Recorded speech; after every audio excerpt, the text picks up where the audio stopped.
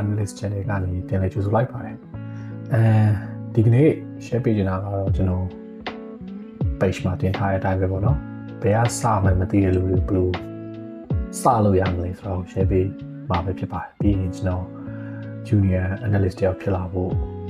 ဘယ်လို skills တွေလိုအပ်လဲဒါလည်းနည်းနည်းပြောပြပေးချင်ပါတယ်ပထမဆုံးဘယ်ကစမှမသိတဲ့လူတွေကတော့ကျွန်တော်ကြံပေးချင်တာကတော့ type တွေပဲဆွဲတာနေပြီးတော့စသင့်ပါတယ်ကျွန်တော်လည်းအဲ့လိုပဲပေါ့နော်ကျွန်တော်တို့ခုလုပ်ချင်တယ်ဒါပေမဲ့လုံးလိုက်တယ်3-5ရက်ပဲလုပ်နေရတယ်ပြီးရင်ဆက်မလုပ်ဖြစ်တော့အဲ့လိုအခြေအနေတွေကိုကျွန်တော်ဘယ်လိုဖြေရှင်းလိုက်လဲဆိုတော့type တွေပဲဆွဲတယ်နော်ကိုယ်ပိုင် type တွေပဲအဲ့ type တွေပဲလည်းမှာကျွန်တော်ဘယ်အချိန်မှာတော့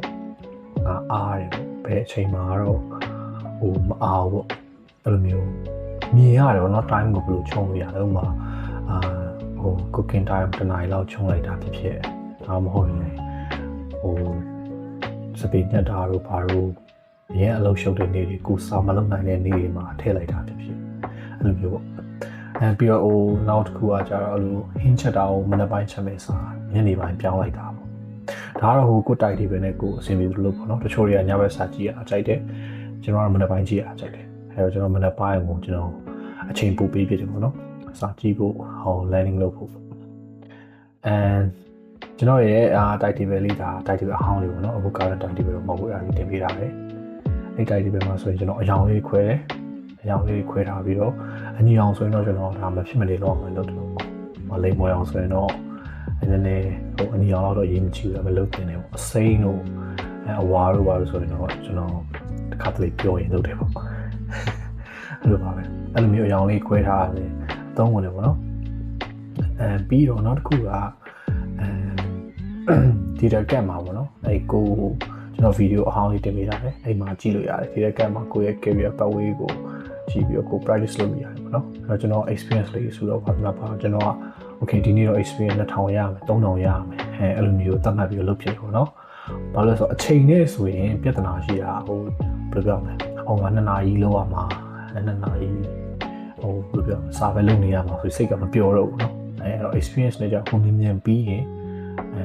မြင်ဘယ်လိုပြောမလဲ guilty မဖြစ်ဘူးပေါ့အဲ့လိုဒီနေ့တော့ငါလုပ်တင်တာလုပ်လိုက်ပြီငါသွားလို့ရတယ်ငါချက်ငါလုပ်လို့ရတယ်အဲ့လိုမျိုးပေါ့ဒါကပထမချက်နောက်တစ်ခုတော့ကျတော့